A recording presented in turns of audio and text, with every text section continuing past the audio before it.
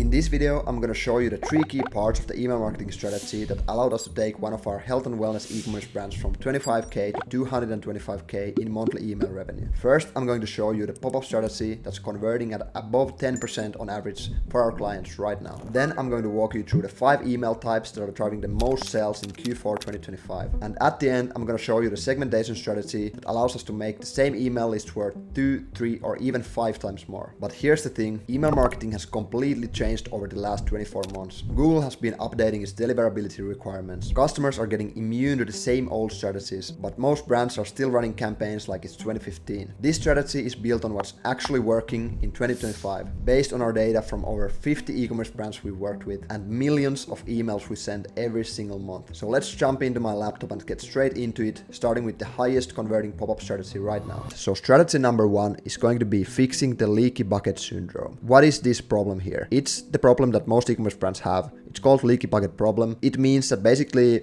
as an e-commerce brand, you spend all this money driving traffic through paid acquisition, through other, acquisition sources and avenues, but the majority of your visitors bounce. It's just the reality of the situation. And when they bounce, they don't buy, they don't give you any way to follow up. So they're basically gone forever. And that's the leak here in the bucket. That is your funnel. And unless you fix this leak, your retention strategy will always be working with scraps. And what if you could capture 2 to 3x more of those lost visitors, turn them into high intent, data rich leads on your email list? What if instead of losing these 95% plus of your traffic, you actually retained it and you also got smarter about who they are and what they care about in the process of retaining them? And that's what this strategy is all about. So what is the fix? The micro commitment pop-up framework. And we've tested dozens of different pop-up setups across our client base, and the clear winner in almost all the cases has been a simple 2-step pop-up that uses commitment bias and third-party data collection, plug the leaked and prime people to convert. And in this pop-up strategy, instead of asking for an email right away in the first window, we start with a low friction question like, what's your main goal right now? What brought you here today? Or anything similar to that. And once they click the first button, they're committed, they're giving us the data that we can use in marketing, and that micro yes also makes them far more likely to follow through and drop their email on the next step. And also the SMS that comes after that if we are collecting the phone numbers too. So let me give you a couple of good examples here. There's Mindbody Green. You've got 25% back. To claim, let us know, what are you looking to improve? Then there's muscle health, gut health, brain health, overall wellness, and then no thanks if they don't want to,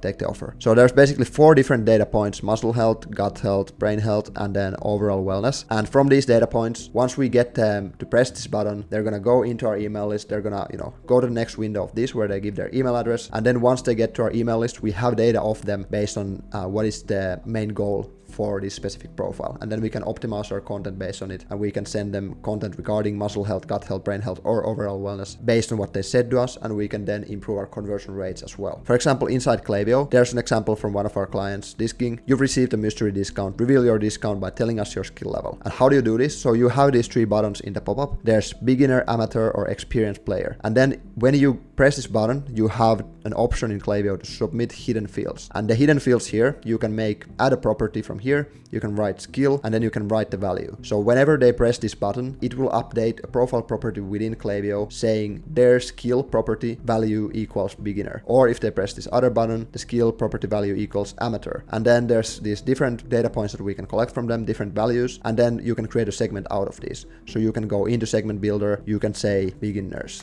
for example. Then you can pick up properties about someone, skill, and then you can press beginner, and then you will have the data of them, how many are using this. This brand is, a Finnish brand in Finland, and this is the English speaking pop-up, so there's less people because it's a new one for us, but for the Finnish speaking pop-up, we have much more data, and we know from every single subscriber that comes to the list, like what is their goal level, and then we can optimize the email funnel, welcome emails, cart emails, everything that comes after based on this data, and increase the conversion rates with this data that we collect from them. And then there's other examples from health. You've got 15% off. To claim your discount, claim your number 1 health goal, nutrition, mental well-being, better sleep, exercise and fitness. And then there's, one from Freya. What's your top health goal right now? Lose weight or boost vitality. Then there's other ones, you got 10% off. To claim, let us know who are you shopping for today, myself or someone else, and then you can base the content based on that. There's also how spicy do you like it, fire, hot, medium, mild, sweet. Want to unlock free shipping, select your preferences. So gender data, you can understand, like they don't have to be men or women, but you're just asking, select your preference. Do you want to find content about women's products, men's products, or both? And then here's another one, select your skin concern to continue, dry skin, acne, discoloration, ingrown hairs. So here's a lot of examples. Now, science behind this pop-up structure that I'm talking about here. So here's why it works. First of all, you build momentum instead of resistance, because if they have to type the email address straight away, it builds friction. And the clicking of the button, it just creates this commitment and it creates flow. It's easier to do. There's less friction in this first step, and that initial click leverages commitment bias, which massively increases follow-through rates. So when they press any of these buttons, then they get the next window where we're asking the email address. They're much more likely to actually give it to us because they've already started the process. Now, number 2, you collect real data, zero-party data. Every new subscriber is tagged with their preferences based on how I just showed you inside Klaviyo. And now you can personalize the welcome flows, you can personalize the product recommendations, entire customer journeys, and you can even push this data to your paid advertising teams. For example, if we see that some specific data point is the most highest converting one, there's most people coming through from that data point, then we can also optimize the paid media to focus on those angles that bring us the most profitable customers. You can feed this to paid ads or even on-site CRO strategies or everywhere across the whole marketing funnel. Now, myth busting around this. I get these questions often. First of all, won't this lower sign-up rates? Not even close.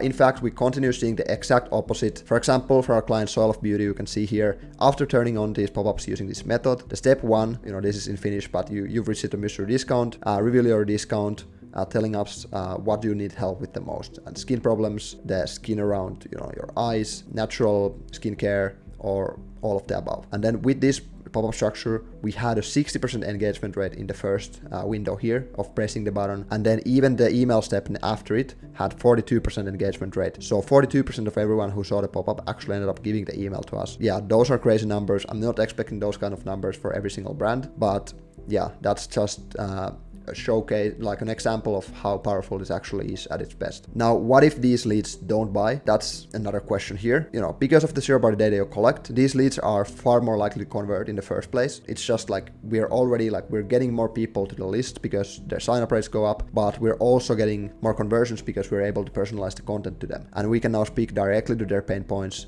and deliver more relevant content and hit them across multiple touch points. And the result, it's going to be higher list growth and higher downstream conversion rates, which means a fixed bucket and a profitable retention loop. Another case example here from Disking with this exact pop-up structure that I was just showing. We tested an A/B test that actually doubled their sign-up rates and conversion rates from their pop-ups. And how did we do this? I can show you the data here. Old full page pop-up mobile versus new. The new one had, more than doubled submit rate, and also the revenue from it was more than double. Orders were 11 in the old, 37 in the second one. And then basically what we did in this test here was the old pop-up, which was just like, you got a discount for your first order, I want it, or maybe later. So that's like a micro commitment without data collection. And then we switched to 2 different things in this. You've got a mystery discount, and to claim your mystery discount, tell us your skill level. And this is going to be the data collection, but it's also the mysterious, like, curiosity angle that we're doing here, adding the eyes as well to kind of emphasize that. And then, reveal your discount by telling us what is your skill level. And yeah, this was the hypothesis, like mentioning the mystery discount drives curiosity to reveal the offer, and then asking them to reveal their skill level makes them feel like they need to earn the discount, while also making them feel like the experience will be more customized to their individual preferences. And result, turns out our hypothesis was correct. We more than doubled both the sign-up rate and the conversion rate from these pop-ups here. So pretty powerful stuff. So that's the pop-up strategy that's converting at 10% plus for our clients. Next up, I'm about to show you the 5 email types that are absolutely crushing it right now in Q4 2025 and driving the most revenue for our e-commerce and telehealth brands. But first, if you're an e-commerce or telehealth brand doing above 50k per month and you want us to handle your entire email and SMS marketing for you, then click the first link in the description below to book your free retention marketing audit. Now, let's get into the 5 highest converting emails right now. Now, strategy number 2, inbox alchemy, turning attention into money. And what does this mean here? Well, most brands treat email like a sidekick. Smart operators know it's more like a money printer sitting inside your business. When set up correctly, it lets you turn attention into revenue on demand with no extra ad spend. You're not just sending emails, you're alchemizing own attention into cash with the click of a button. So the takeaway, the easiest way to make more money with your business is to send more emails. That's simple. What is the reason behind it? First of all, you control the traffic. Like we already went through in the previous step, you've already paid for the traffic that comes to your website. It's coming from paid acquisition or different avenues. And if you don't have any way to collect those, you're just losing those people. You're never able to retarget them. You're just losing those people who you already paid for. But if you have these pop-ups in place, if you have a way to collect these people's email addresses, you collect those people into your own audience, you can then start sending more and generating more revenue with no extra acquisition costs on top of it, because you already own the traffic. You can just send emails. It doesn't really cost you anything to send those, and you will be able to generate more and more revenue with each and every cent that you do. The ROI of email marketing is 36 to 41 on average, closer to 100 for the top players. Also, you control the results, like Mark Zuckerberg or Meta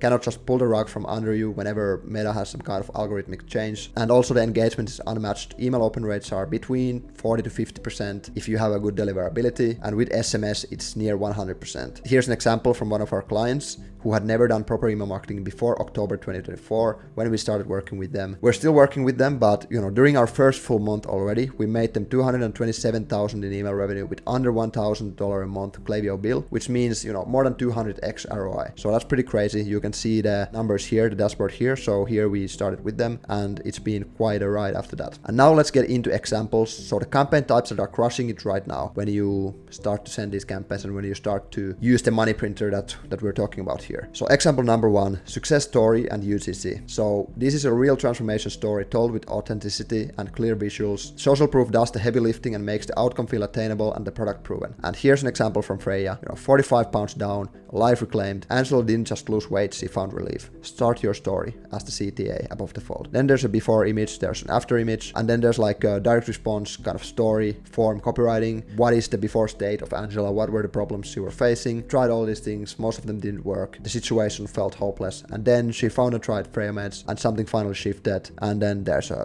testimonial from her, and then story isn't a miracle story, it's a medical one, a supported one. But this finally makes sense kind of story. And then there's even a video testimonial from Angela, more copy, and then start your story. So this is a really, really good example of a powerful success story, UGC type of email. And people love authenticity. It makes it feel more attainable instead of just being another high-flying marketing message. So these usually work really, really well. Example 2, simple emails. So here's an example from Hims. No fluff, strong hero section, clear value proposition, bold CTA. These minimalist campaigns work best for warm leads, especially those familiar with the offer already. So obviously this is an email that, it doesn't contain anything else but this, hero section here, a simple image, and then just an asterisk here, but basically like on average people on Hims treatment with compounded GLP-1 injection treatment lose this much in the first 2 months while being on the treatment. And then there's a CTA to get started, to go to the health questionnaire, or learn more, to go to the product page to learn more about the product. So there's basically nothing more in the email. And then there's just like this banner CTA, lowest price ever for compounded GLP-1 plans, unlocked now. And then there's the normal footer section with like disclaimers and stuff. So of course, these kind of emails, they don't work if you're sending to people who don't know about the treatment or don't understand the treatment yet. But especially for those who already,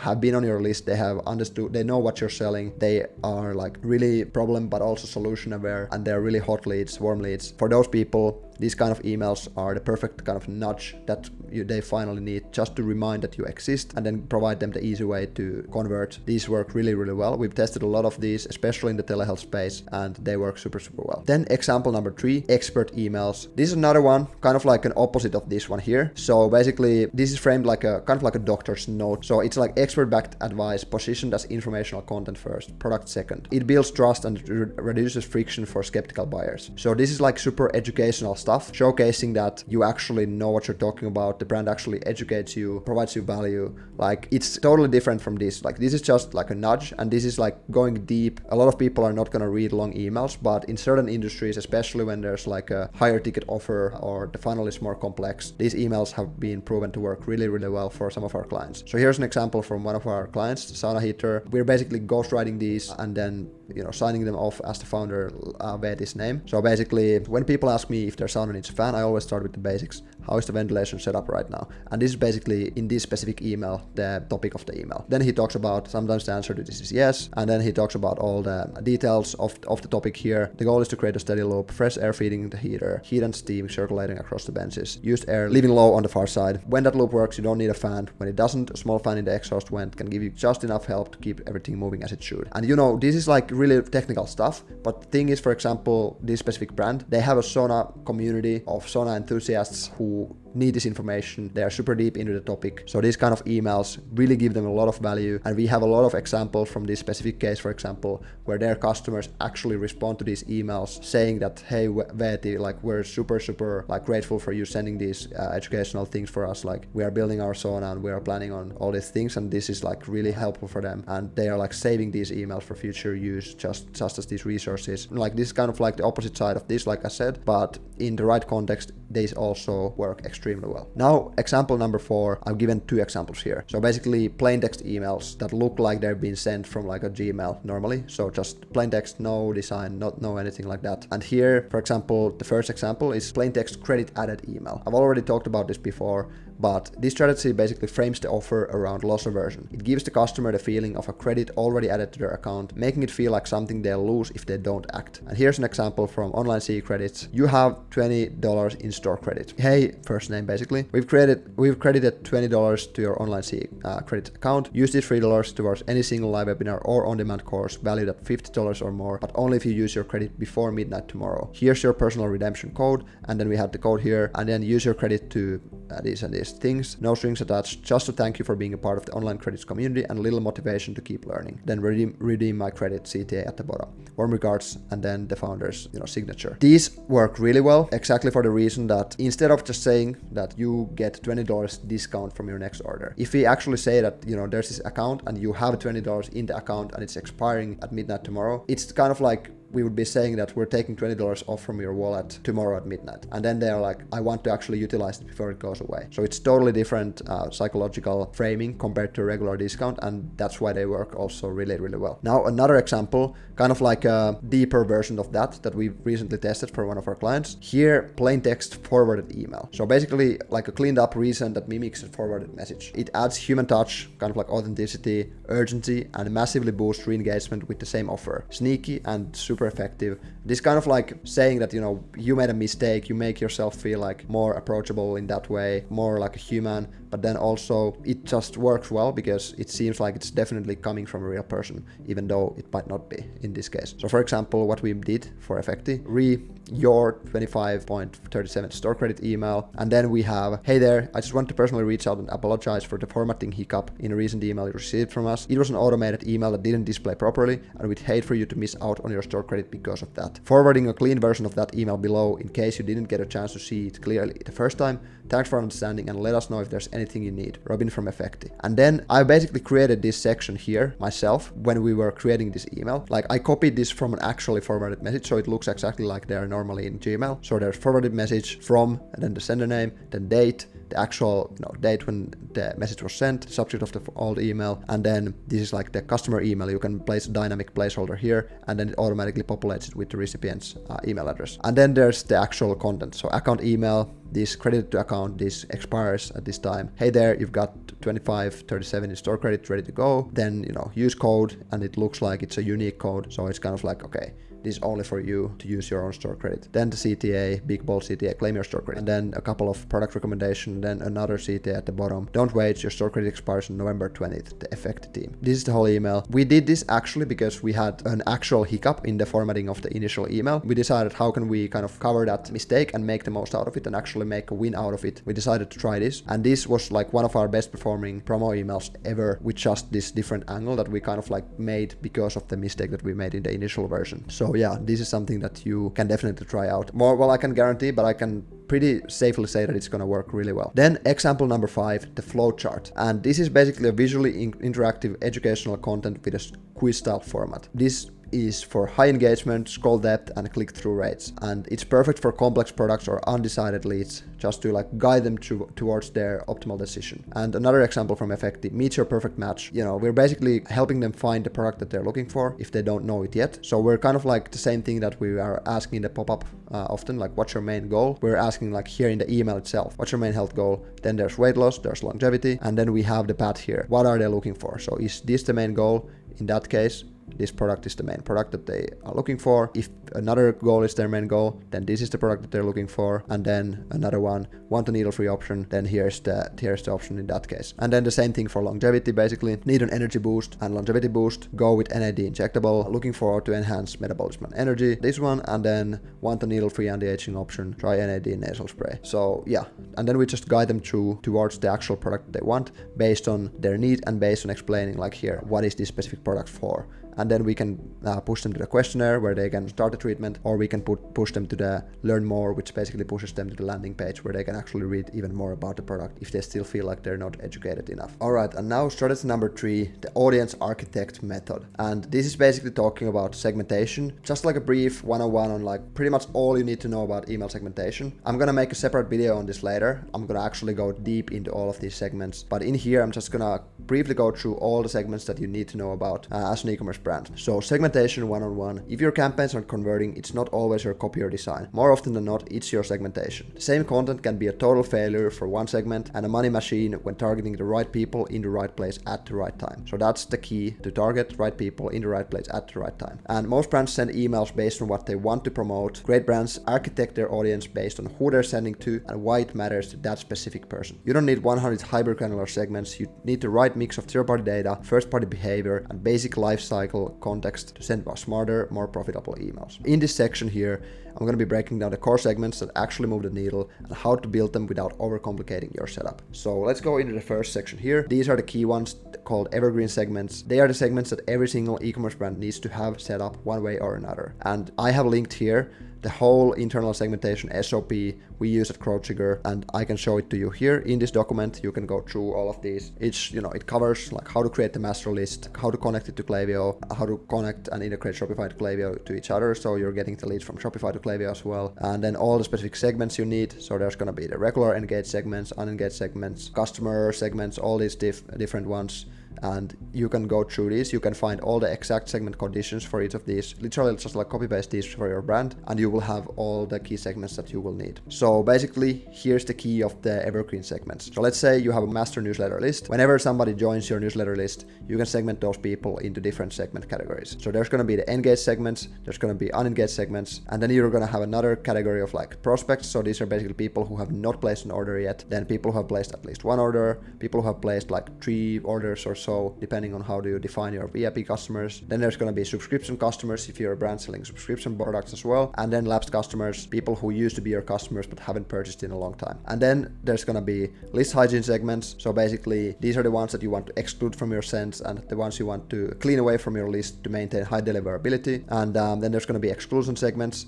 So basically, you can set up these exclusion segments in your flows, which basically take people off your regular campaigns or your other flows whenever they're going through a specific flow journey, like welcome flow. So then you can set up like a welcome flow active property for them, which means that they're going to be excluded from all the other flows, all the other campaigns while going through the welcome flow journey. Here's a LinkedIn post explaining how this strategy works. You can watch through it, and all of these other segments, you can find the exact conditions and more context on them from the Klaviyo segmentation checklist that I have linked here. Then the second category, zero-party data and first-party data. These are the segments where the real psychological or behavioral personalization happens. They have the biggest potential of improving your conversion rates when used right. And again, let's say people who join your master newsletter list, you can collect zero-party data from them in a way. These are like the same pop-ups that I just showed you in the first step in this video, but you can collect the first easiest part to collect zero-party data of your customers' preferences is the pop-up itself. So here's all these examples on how to collect this data on their preferences, and then you can use this data to segment your email marketing content accordingly to be more personalized with the content. And then you can also collect zero-party data with other ways like sending survey emails. For example, this is a really high-performing example from Freya, one of our clients. We send it signed by their founder Bonnie, and we're saying here, our support team informed me that you haven't taken a shot with Freya yet. I'd really like to know what's holding your back. And then this is the key of the email. We're asking them what's holding them back, and then we're giving them an option to respond easily. So they can respond with hit reply with your letter. So if they are overwhelmed and don't know where to start, they're going to respond with A. If they're unsure if the meds are right for them, they're going to respond with B. And then whatever they respond, our support team will be able to read their responses and then get back to them with a more personalized approach, because we know exactly what is holding them back right now. And this actually was a really high performer for them that we sent recently. Then there's first party data. So this can be a lot of different stuff, but first party data is basically data that you're getting from these people whenever they're completing certain actions on your website or your email funnel, for example. And then third party data is the data that they basically voluntarily provide to you. But yeah, here first party data, there's a lot of different categories here, but for example, just like gender and age data, you don't want to overuse it, but if your brand is really clearly sending for women and sending for men separately, specific age categories, then you might want to use this. But even in that case, sometimes it's not wise, because maybe men want to shop for their wives or wives want to shop for their men and so on. So there's always, you need to consider the pros and cons of like segmenting heavily with these filters. And then there's like language, geolocation segments, for example, for big multinational brands, kind of like we do for some of our clients. We do like Finnish speaking emails on certain segmentation, and then we do specific emails for people outside Finland in English, and then we might do like Swedish emails for people and brands in Sweden and so on. So you can use all this data to provide more relevant content. And then there's behavioral segments. These are also tied to the first party data as well, but I put them into the separate category because I think they're easier to understand like that. So basically these can be like people who have added to cart within X days, people who have clicked a specific email, or who have bought a specific product, taken any kind of these specific actions or behaviors on your website. And then this is usually the best way to convert people with a higher conversion rates. So for example, let's say a simple example, added to cart, you can send a cart abandonment flow or email. Click the specific email, you can send a follow-up for them like, hey, you clicked this email, let us know if you need any help or anything like that. And then if they bought a specific product, we can send a specific cross-sell complements that product, or we can send a specific purchase flow that educates about this product that they bought, all this kind of stuff. So these are like the behavioral segments. And usually when you segment based on behavior, the results are much higher than if you segment based on other types of data that you have of them. And then of course, like another way to convert well is the preferences that they provide to us voluntarily here in the pop-ups or in the emails. Then category number 3 is bonus and extra segments. I'm not going to go deep into this right now, but these are basically anything specific to your brands or your brand's needs. So a good example that works well, for example, retargeting people who recently clicked your email newsletter campaign with a plain text personal email from the founder. And here's an example below from James from Balance Coffee. Hey, first name, it's James again. We're now down to the final 6 hours before the Balance membership card sale closes at midnight. There's only 66 cards left, and after tonight they're gone for good. I noticed you clicked earlier but didn't grab one, and I don't want you to miss what so many others have already locked in, explaining what it is, and then the CTA, and then signature of the founder at the bottom. To be honest, sometimes these can be even more personal, just like really simple, hey, it's the founder James here, noticed you clicked this email, anything I can do to help you with, and just like ending it like that. Like this also worked really well, but this was more like a structured marketing copy still, but you can even make this even more simple, more personal, so they look like the founder actually sent them themselves, and those also work really well. Now, final note here, don't over segment. That's really important. Keep it simple, scalable, and strategic, because most brands either don't segment at all, so they just blast to the whole list all the time, or they totally overcomplicate their setup. And for optimal outcome, use the 20% of segments that drive 80% of results. To drive my point across, consider the following. So here's example number 1. You send 5 pro campaigns per week, reach a total of 250k people, and convert 1% of them to buyers. This means basically 1% out of these is 2.5k buyers. Then example 2, you send double the amount of emails, so you send 10 hyper-segmented emails per week, you reach 5 times less people, and you increase your conversion rate by 25% due to more personalized content. So now your conversion rate is like 1.25. And then you think about, okay, now 1.25 times 50k people that you reach means 625 buyers. Now you're basically sending 2 times more emails, but you're getting 4 times less buyers. So in this case, for example, the increase in the conversion rate doesn't offset the decrease in the reach, and that makes it not ROI positive. So this is often the case that I see. People try to be super